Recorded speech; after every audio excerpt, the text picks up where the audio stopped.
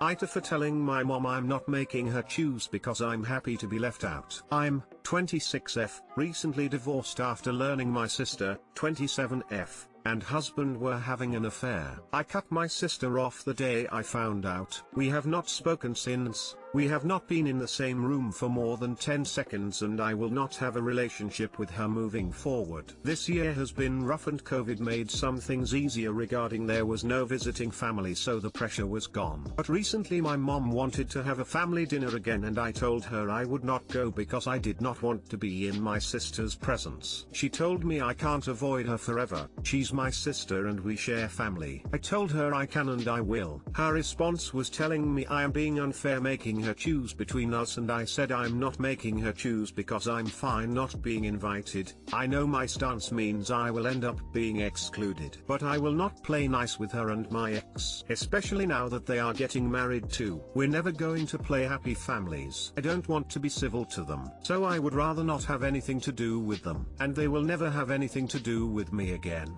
My mom thinks I'm being very unfair. Edited to add since this was asked, my dad died 9 years ago. NTA. WTF, you're being unfair as your sister sits there across the table with your ex-husband. I feel like she's already picking favorites caused afook. Not to mention sis and ex-husband are getting married. Or whole family RTAs here op. Ditch them, you're better off without them in your life. Op NTA.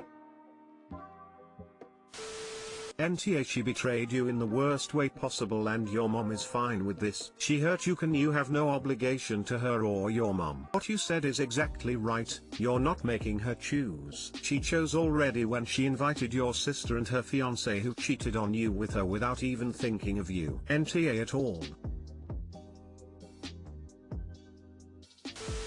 NTA, your sister and husband clearly didn't think having an affair was unfair to you. No one should expect you to make nice. Oh no, my sister believes I was a bitch for not understanding the two of them were meant to be. She sees none of it as being unfair to me.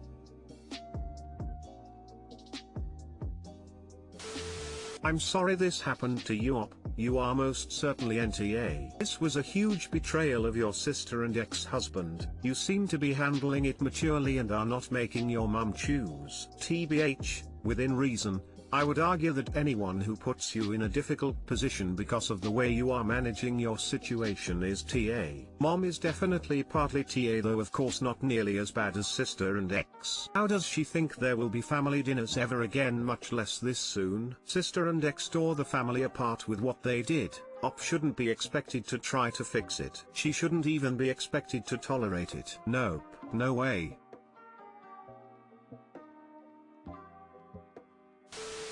AITA for not letting my niece host her wedding at my castle. 28 years ago my wife and I combined our savings, most of which came from inheritance after my father's passing, and bought our castle in southern Europe. It was actually a derelict farmhouse with some land, but it has a small turret, so our family has always referred to it as the castle. My wife and I decided we'd rather have a small, basic house in our home country and focus our time and resources readying the castle for us to retire in and for our children to enjoy. It took years, but around the time our eldest was born it was finally finished. It's not massive, 5 bedrooms and a small pool in the gardens, but it is our paradise. We've always allowed our families and friends to use it whenever they please, and have spent every summer vacation staying there with our children. Our only stipulation when people stay there is that the master bedroom is off limits. It takes up most of the 3rd floor with the remaining bedrooms on the 2nd floor. A lot of my and my wife's belongings are in there, and it's also the room we have shared together for over 20 years. Recently my niece got engaged and held an engagement party on Zoom at the weekend. When asked what ideas they'd had so far, she excitedly told me they'd actually been planning to ask us if they could hold the wedding at the castle. I was a bit taken aback but didn't want to outright refuse. I joked it would have to be a rather small wedding since they'd struggle to fit more than 25 people in the gardens. She gushed that she'd already thought it through and they'd put up canopies canopies in the field nearby. We don't own that land, and if all the guests stayed in hotels in the town, she would arrange transport for us all to get to the villa. My wife and I bit our tongues not wanting to make a fuss during their engagement celebration. But later, when my niece texted me to repeat what she'd said, I asked her to clarify the sleeping arrangements, and after some back and forth it came to light she plans to use the master bedroom as the bridal suite, and for the wedding party to have the remaining rooms. My wife, children and I would have to stay elsewhere. I slept on my decision and spoke with my wife. On Sunday I responded and politely refused, saying it's too small and we aren't comfortable having anyone in our room. Both she and my sister blew up at me, telling me I was ruining her wedding and she'd always dreamed of marrying at the castle. My sister even said since I used my inheritance it's family property, which is obviously ridiculous. AITA, when we texted her on Sunday, we offered a compromise: no master bedroom, and either get permission/insurances to use the fields, or reduce guest count to 25. We even offered to host a small rehearsal too, but she rejected the offers. That is when we outright refused.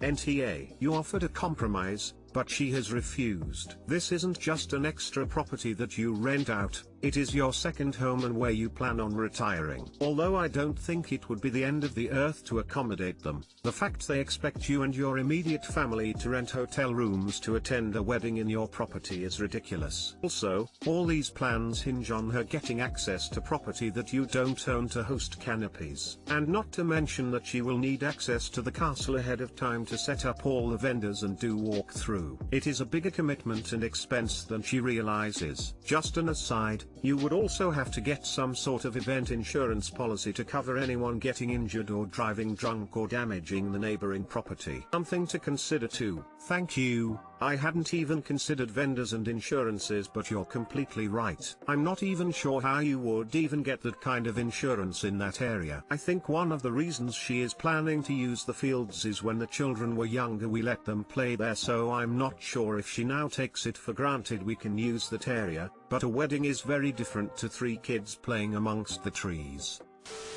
NTA, it's your property and they shouldn't expect your whole family to vacate the property so they can have a wedding in your home. That's incredibly selfish. NTA, do you know what your sister bought with her part of the inheritance? If so, good news, it's yours now. Be sure to let her know. I'm not sure what she used her money for. I know she used part of it for her degree. There's nothing of hers I'd lay claim to. That's not how inheritance works. NTA, you took the high road multiple times here. During the Zoom meeting you bit your tongue. You slept on your decision without making it, and now your family has the audacity to make you feel bad. I would have a discussion with them on where you draw your boundaries, because they clearly crossed it by planning an entire wedding that banked on a property that isn't theirs.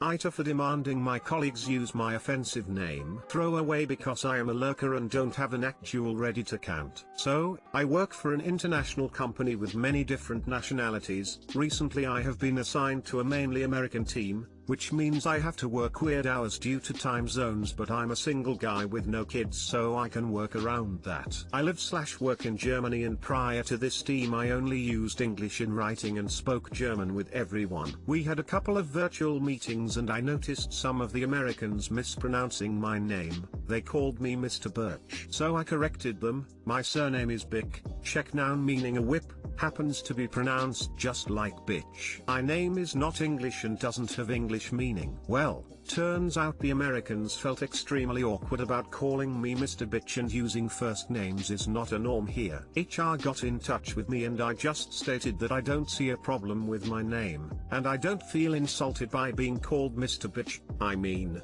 the German word for customer sounds like cunt in Czech. It's just how it is. Well, apparently the American group I'm working with is demanding a different representative. They also work from home and feel uncomfortable saying curse words. My name, in front of their families, but due to the time zone issues the German office is having problems finding a replacement for me. Nobody wants to work a 2 AM to 7 AM office shift from home. So management approached me asking to just accept being called Mr. Birch, but honestly I am a bit offended. A co-worker even suggested that I have grounds for discrimination, complained. Am I the asshole for refusing to answer to a different name? Edit. Due to common question, using first names is not our company policy due to different cultural customs. For many, me included, using first names with very distant co-workers is not comfortable, and the management ruled that using surnames and titles is much more suitable for professional environment. I am aware that using first names is common in the USA. Please mind that while the company is international, the US office is just one of the branches. Edit 2. Many people are telling me to suck it up and change my name or the pronunciation, because many American immigrants did that. So I just want to remind you, I am not an immigrant. I do not live in the US, nor do I intend to. I deal with 10-ish Americans in video calls and a few dozen in email communication. Then I also deal with hundreds of others at my job. French, Indian, Japanese, Russian. I live in Germany and am from Czech Republic. I know this is a shock for some, but really, Americans are a minority in this story. Edit 3. I deal with other teams as well. Everyone calls me Mr. Bick. Having one single team call me by my first name, which is impolite, or by changing my name is troublesome because things like Birch really do sound different. Someone mentioned Beach, which still sounds odd, but it's better than Birch. Right now I have 3 options as last resort, if they absolutely cannot speak my name and if German office doesn't reassign me. 1. Use Beach. 2. Use Mr. Representative. 3. Switch to German, which is our office's official language. Nobody has issues with Bick when speaking German. Yeah, the last option is kind of silly. I know for a fact not everyone in the team speaks German and we would still use English in writing. Edit 4. Last edit. Dear Americans, I know you use first names in business/work environment. Please understand that the rest of the world is not America. Simply using English for convenience sake does not mean we have to follow specific American customs. NTA. English speakers expect to be accommodated to an extreme, consistently forcing people to anglicize their names.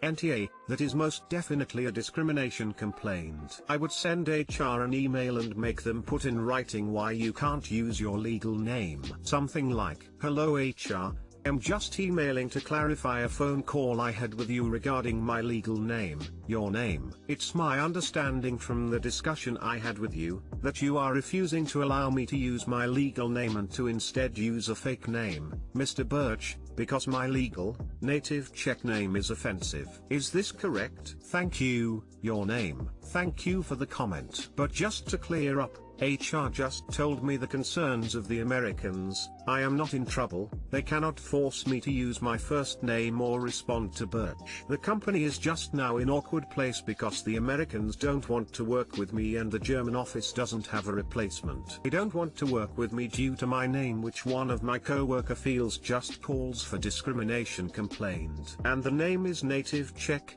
I am actually Czech, born and raised. I just live/work in Germany for now. NTA. May I suggest to your HR that the American team needs to get over themselves and grow up.